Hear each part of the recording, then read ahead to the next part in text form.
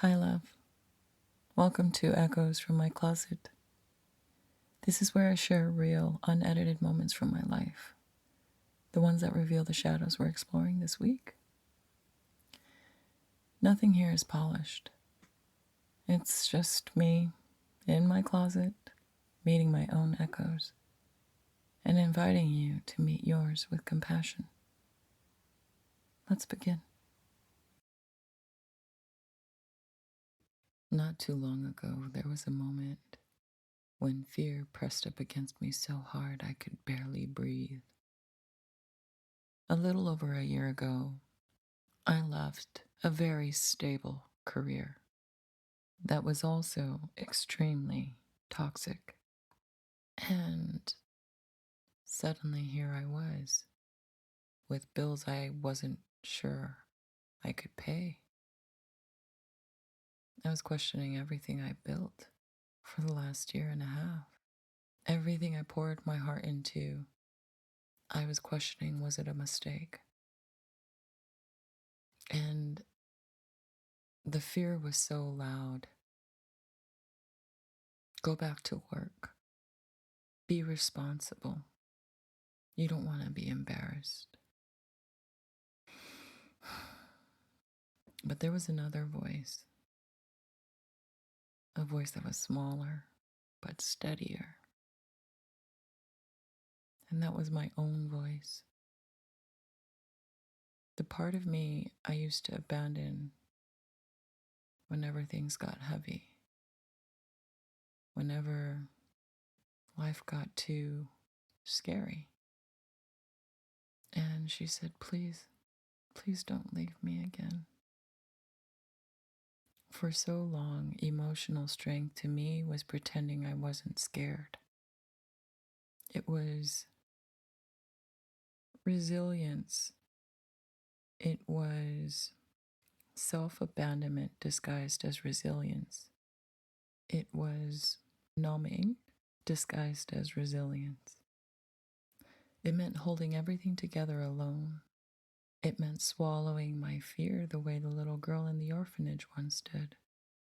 The child who learned she couldn't show fear without losing something. I didn't know it then, but I'd grown into a woman expecting that same child to survive what should have been supported. She became the girl who overperformed when she was taken back home, terrified that if she failed, she'd be thrown away again, that any mess up could get her sent back to the orphanage. And she became the woman who judged herself for wanting acceptance, not realizing it wasn't vanity. It was the old wound just saying, please tell me I matter enough for someone to stay. Please show me I'm worthy enough to keep. And I learned to suppress my anger too, because anger got me punished. Anger got me beat. Anger made people threaten to leave me. So when I erupt now, it's not rage, it's fear. It's that little girl inside saying, please don't abandon me. For years, trying to stay strong in all the old ways cost me everything. My spirit broke. My spirit didn't collapse because she was weak. She collapsed from carrying the weight of the unhealed wounds and trying to keep me alive in a life where I kept choosing everyone else but myself. All of the deep depressions I went through, I see now they weren't just sadness. They were my younger self grieving the fact that she wasn't chosen. Not by the world, but she wasn't chosen by me. And yet, I kept going. And finally, I chose to heal. I started to meet my shadows with curiosity instead of fear. I started to choose myself even though it looked scary.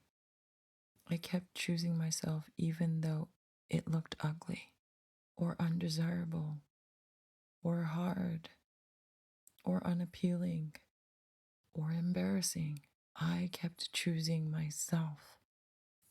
And the day I chose not to abandon myself, the day I trusted that quiet voice, something in my spine softened. I felt a deep exhale, a relief, warmth, a feeling of being seen, excitement for being chosen. It felt like I could breathe again, not because of financial relief, not because the fear left, but because I finally stayed. But the thing is, I didn't know then how deeply that choice would matter. Earlier this week, my son had to face his own heartbreak, a wound that cut him where I once bled. Abandonment, betrayal, being unchosen by someone who was supposed to love him. Now, the mother I used to be, the one who led from fear, would have reacted in ways that repeated the cycle I escaped from. She would have made that moment so much scarier because she was scared. She would have made that moment sharper and heavier because she wouldn't be able to see the present. She wouldn't have been able to see my son. She would have just been reliving her past. But I did the work. I met that shadow that lived in that wound of abandonment. I built the relationship. I met her with love and curiosity, and I met her with grace. And this time, I was different. She received and learned that love and grace, and she was able to provide safety. I found safety in myself. And because I found safety in myself, I was able to hold my son with grounding instead of panic. I was able to hold my son with clarity instead of chaos, with truth instead of fear. This is such a proud moment for me because I was able to be the mother I always wanted to be, the mother I didn't have at that time. Now, I may not have been perfect, okay? I'm not saying I was perfect, but I was enough. I was enough for him to know he's loved. I was enough to soften his fall. I was enough to keep this wound from becoming a story about his worth. And I realized something. I was able to offer my son emotional safety because I finally learned how to give it to myself. But in offering my son emotional safety, he also learned emotional safety. And every time I'm able to provide him emotional safety, he learns. He learns so that he can provide it for himself. I healed my inner child so she could sit beside my outer child and whisper the words I never heard. You are loved. You are safe. You are worthy. You are not being abandoned by those that love you. I'm here, and I choose you. Emotional strength isn't built by hiding fear. It isn't built by swallowing anger. It's not built by proving we don't need help. Emotional strength grows when we choose ourselves in the moments we were taught to disappear.